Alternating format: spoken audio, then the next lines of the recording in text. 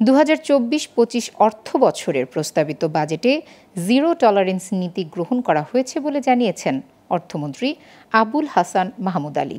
বৃহস্পতিবার জাতীয় সংসদে আগামী অর্থ বছরের প্রস্তাবিত বাজেট উপস্থাপনকালে তিনি এ কথা জানান। প্রস্তাবিত এই বাজেটের আকার 7,97,000 কোটি টাকা।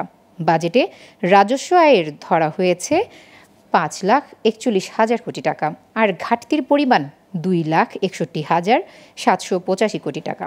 বিস্তারিত জানাচ্ছেন তরুণ বেগী।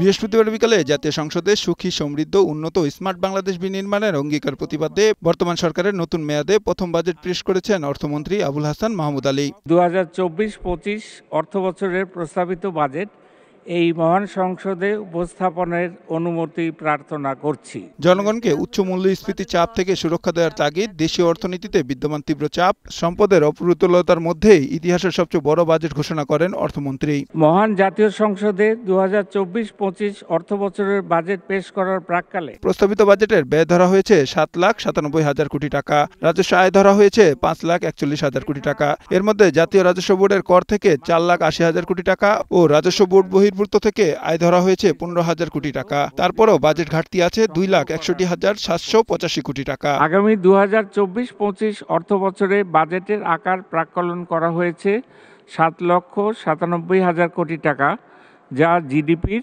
14.2%।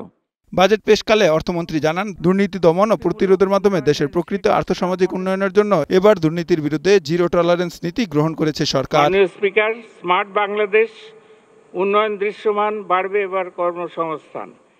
এদিকে বৈষম্য কমাতে প্রস্তাবিত বাজেটে সংসদ সদস্যদের গাড়ি আমদানিতে শুল্ক ভ্যাট সুবিধা বাতিলের প্রস্তাব করেছেন অর্থমন্ত্রী। সরকারের ব্যয় সক্ষমতা বৃদ্ধি। তরুণ বেগী, গ্লোবাল টেলিভিশন, ঢাকা। করার জন্য কর